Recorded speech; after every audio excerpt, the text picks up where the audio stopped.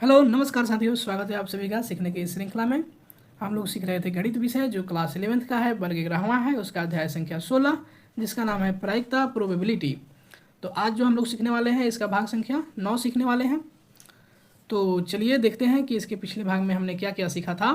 तो इसके पिछले भाग में हमने प्रायिकता की अभिगणितीय दृष्टिकोण एक्सियोमेटिक अप्रोच टू प्रोबेबिलिटी, उसके बाद घटना की प्रायिकता अर्थात प्रोबेबिलिटी ऑफ एन इवेंट को हमने देखा था।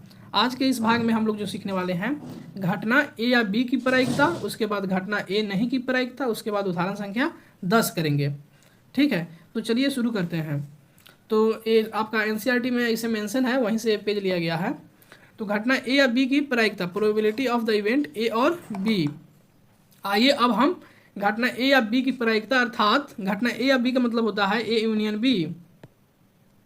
या का तो मतलब यही होता है, प्रोबेबिलिटी लगाना है तो इसमें पी लगा दिया, तो इसको क्या पढ़ेंगे, घटना ए या बी की पी है तो प्रायिकता ज्ञात करें। ठीक है, तो मान लीजिए एक कोई इवेंट है, एक कोई घटना है जिसमें जो एलिमेंट है वो क्या क्या है, head head tail, head tail head, tail head head.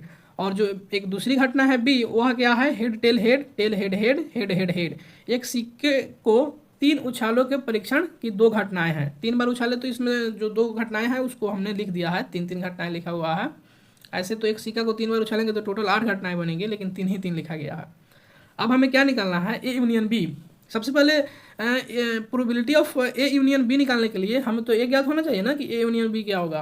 तो अगर इन दोनों में अगर हम देखें ए और बी तो क्या होगा, इसमें ए यूनियन बी अर्थात जो सबको लिख देंगे, जो जो कॉमन होगा उसको नहीं लिखेंगे। ठीक है, जो जो कॉमन होगा उसको नहीं लिखेंगे और लेकिन सबको लिख देंगे। जैसे मान लो 1 है, 2 है, 3 है और 4 है।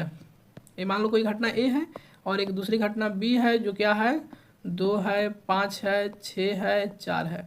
तो देखो ए यूनियन बी लिखेंगे तो कैसे लिखेंगे, ए यूनियन बी में लिखेंगे तो 1 लिखेंगे, देखो 2 है तो 2 लिखेंगे, इसमें भी 2 है, इसमें भी 2 है तो एक ही बार 2 लिखेंगे, 3 लिखेंगे, फिर एक भी छूटना नहीं चाहिए, दोनों में से मिलाकर, दोनों को मिलाकर लिखते हैं लेकिन कॉमन वालों को नहीं लिखते हैं। 4 है तो 4 एक ही बार लिखेंगे, उसके बाद 5, 6। तो ये यूनियन समझ में आ गया, इस सेट थ्योरी में अच्छा से समझाया गया है यूनियन के बारे में और इंटरसेक्शन के बारे में। तो देखो बाबू, तो मान लीजिए जो ए यूनियन बी होगा वो क्या होगा, यहाँ से हमें पता चल गया कि head head tail, head tail head, tail head head और हेड हेड हेड। इसमें जो कॉमन है उसको हमने नहीं लिखा है, जैसे यहाँ पे हेड टेल हेड है और यहाँ भी हेड टेल हेड है, तो कॉमन वालों को एक ही बार लिखना है, रिपीट नहीं करते हैं। अब देखो, आप प्रोबेबिलिटी की बात करें तो probability of A union B अर्थात probability of head head tail, probability of head tail head, उसके बाद probability of tail head head और probability of head head head. अर्थात मतलब टोटल चाहे इसका जो होगा, इसका होगा, इसका होगा, जोड़ देंगे तो probability of A union B निकल जाएगा। यदि सभी परिणाम सम संभाव्य है तो अर्थात घटित होने की सबकी संभावनाएं क्या है, समान है, तो 1/8 जोड़ 1/8 इसकी कितनी होगी प्रायिकता, 1/8 इसकी भी, 1/8 इसकी, 1/8 इसकी भी, 1/8 सबको जोड़ेंगे तो कितनी हो जाएगी, 4/8 अर्थात 1/2। ठीक है, तो आप ए तो हम निकाल लिए ए यूनियन बी का प्रायिकता। अब हम निकालते हैं प्रोबेबिलिटी ऑफ ए। ठीक है, तो प्रोबेबिलिटी यहाँ ए दिया हुआ है तो प्रोबेबिलिटी ऑफ ए निकल जाएगा, सब में पी लगा देंगे, सबका घटना होने की जो प्रायिकता है 1/8 है। ठीक ना, तो 1/8 जोड़ 1/8 जोड़ 1/8 सबको जोड़ेंगे तो कितना हो जाएगा, 3/8। इसी तरह प्रोबेबिलिटी ऑफ बी भी निकाल सकते हैं, तो इसके भी 1/8, इसकी 1/8, इसकी 1/8 जोड़े तो कितना हो गया, 3/8। ठीक है, तो देखो जब हम दोनों को जोड़ेंगे आपस में, probability of A plus probability of B, तो 3/8 जोड़ 3/8 जोड़ मिल के कितना हो जाएगा, 6/8। और जब काटेंगे तो 3 दूनी 6, 4 दूनी 8 अर्थात 3/4 हो जाएगा। ठीक है, तो देखो बाबू बिंदुओं या ये तो स्पष्ट हो गया ना कि पी जो ए यूनियन बी है वह बराबर नहीं है प्रोबेबिलिटी ऑफ ए जोड़ प्रोबेबिलिटी ऑफ बी के। यहाँ पे देखो जब हमने निकाला था probability of A union B तो कितना आया था, 1/2, लेकिन probability of A plus B कर रहे हैं तो ये आ रहा है 3/4, तो दोनों तो बराबर है नहीं। तो देखो इसमें जो कॉमन उभयनिष्ठ वाले अवयव हैं अर्थात बिंदुओं एच टी एच और टी एच एच, ए तथा बी में उभयनिष्ठ अवयव हैं अर्थात P A plus P B के परिकलन में एच टी एच और टी एच एच अर्थात जो ए इंटरसेक्शन बी है, जब कॉमन होता है उभयनिष्ठ होता है उसको इंटरसेक्शन ही ना बोलते हैं जी। तो जो इंटरसेक्शन वाला अवयव है कि प्रायिकता को 2 बार सम्मिलित किया गया है। अतः probability of A union B को ज्ञात करने के लिए हमें क्या करना होगा कि जो ए इंटरसेक्शन बी के प्रतिदर्श बिंदु हैं उसके प्रायिकता को क्या करना होगा, probability of A plus probability of B में से क्या करना होगा, घटाना होगा, तब जाकर सही आंसर आएगा। अर्थात probability of A union B बराबर होगा प्रोबेबिलिटी ऑफ ए जोड़ प्रोबेबिलिटी ऑफ बी घटाओ जो इंटरसेक्शन वाला पार्ट रहेगा उसको हम घटा देंगे, तो summation P omega i comma for all omega i belongs to A intersection B. अर्थात जब इसके नीचे का हम लाइन देखेंगे तो क्या होगा, प्रोबेबिलिटी ऑफ ए जोड़ प्रोबेबिलिटी ऑफ बी घटाओ probability of A union B.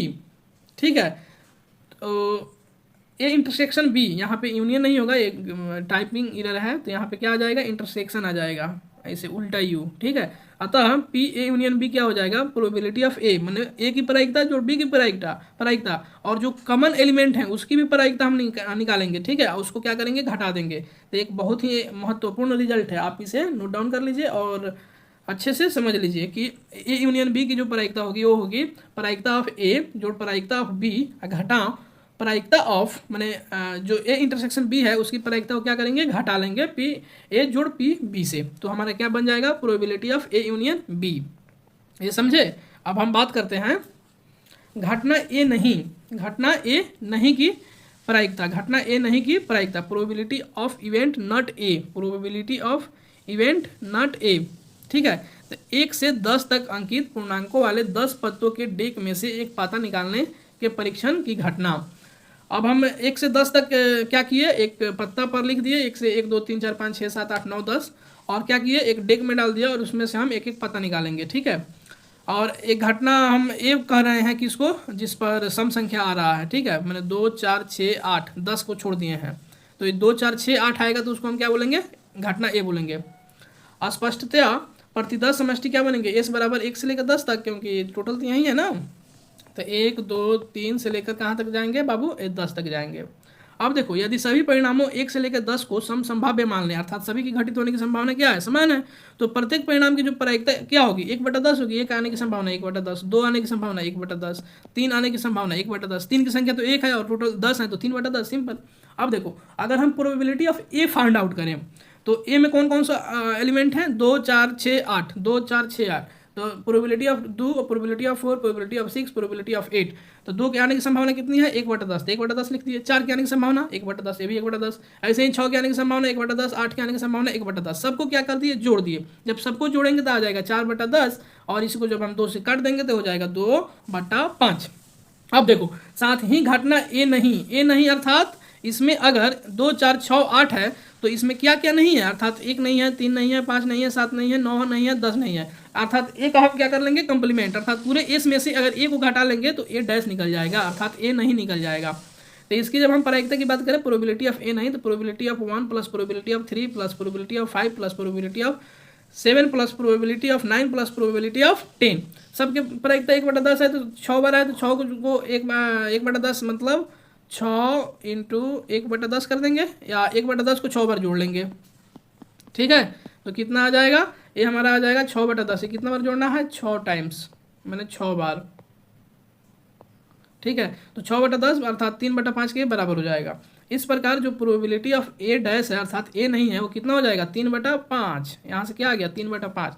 इसको हम ऐसे भी निकाल सकते हैं अगर प्रोबेबिलिटी ऑफ ए पता हो। ठीक है, अगर हमें एक ज्ञात है और हमें क्या निकालना है, प्रोबेबिलिटी ऑफ ए डैश, तो आसानी से निकाल सकते हैं, क्योंकि हम जानते हैं कि प्रायिकताओं का योग कितना होता है, 1 होता है। और मान लो प्रोबेबिलिटी ऑफ ए जो है 1 है, तो और हम जानते हैं कि सबका जो एक होता है, अर्थात प्रोबेबिलिटी ऑफ ए और जोड़ प्रोबेबिलिटी ऑफ ए डैश तो एक ही होगा।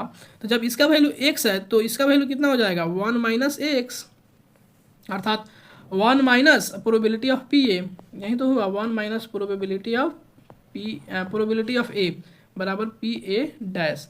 अब जब आप इसको इधर करोगे तो जुड़ जाएगा बराबर 1 हो जाएगा, जो आप जानते हो कि प्रोबेबिलिटी ऑफ ए डैश जोड़ प्रोबेबिलिटी ऑफ ए कितना होता है, 1 होता है। तो ये बहुत आसान थी। तो यहाँ से हमें डेरिवेशन भी पता चलता है, साथ में हमें यह भी पता चलता है कि ए डैश तथा ए परस्पर अपवर्ज्य और निःशेष घटनाएं हैं। ठीक है, इनमें कोई घटना क्या है, कॉमन नहीं है। अतः ए इंटरसेक्शन ए डैश क्या है, फाई है, और ए यूनियन ए डैश पूरा सैंपल स्पेस ही है। ठीक है, तो जो इसमें हम प्रोबेबिलिटी लगाएंगे तो probability of A union A dash जो होगा प्रोबेबिलिटी ऑफ क्या हो जाएगा, एस हो जाएगा। अब अभिगृहित जो हम लोग 2 और 3 पढ़े थे उसके माध्यम से कि सबको अगर जोड़ेंगे तो प्रायिकता कितनी आएगी, 1 आएगी, तो प्रोबेबिलिटी ऑफ ए जोड़ प्रोबेबिलिटी ऑफ ए डैश बराबर 1, अर्थात पी ए डैश, अर्थात पी ए नहीं, प्रोबेबिलिटी ऑफ घटना ए नहीं, वो कितना हो जाएगा, एक घटाओ प्रोबेबिलिटी ऑफ ए। यहाँ तक समझ गए। अब हम आगे की बात करते हैं। आगे हमारा है उदाहरण संख्या 10, कह रहा है ताश के 52 पत्तों की एक भली भांति फेंटी गई गड्डी में से एक पत्ता निकाला गया है। निकाले गए पत्ते की प्रायिकता ज्ञात कीजिए। यदि पहला क्वेश्चन है पत्ता ईंट का हो, दूसरा है कि पत्ता ईंट का नहीं है, पत्ता काले रंग का है अर्थात चिड़ी या हुक्म का, उसके बाद पत्ता ईंट का नहीं है, उसके बाद पत्ता काले रंग का नहीं है। इसके लिए सबसे पहले आपको ताश के बारे में बेसिक नॉलेज होना चाहिए कि ताश में कुल कितने पत्ते होते हैं। ईंट का, बेगम ईंट का, चिड़ी का, हुक्म का, पान का कितना पत्ता होता है, उसके बाद उसमें कौन कौन से अक्षर होते हैं। तो इसको जानने के लिए चलिए थोड़ा सा हम रिकैप कर लेते हैं। तो सबसे पहले यहाँ देखिए टोटल जो पत्ते होते हैं ताश में कितने होते हैं, 52। उसमें 13 जो पत्ता होता है पान का होता है अर्थात इसी तरह दिल बना होगा लाल रंग से, ठीक है। और 13 पत्ते ईंट के होते हैं। ईंट का भी पत्ता का कलर कैसा होता है, लाल ही होता है, लेकिन ईंट के जैसा रहेगा, चौकोर, ठीक है। उसके बाद हुक्म का भी 13 पत्ते होते हैं जो इस तरह का दिख रहा है, ब्लैक कलर से होता है। चिड्डी का भी 13 होता है अर्थात देखो तो टोटल अगर कहे लाल रंग की कितनी पत्ती होती है तो ये भी लाल है, ये भी लाल है, अर्थात 13 + 13 26 लाल होता गया और 13 + 13 ये दोनों तो काला ही है, शेप अलग अलग है। तो 13 + 13 कितना हो गया, 26, अर्थात 26 पत्ते जो होते हैं काले होते हैं और 26 पत्ते जो होते हैं लाल होते हैं, ठीक है।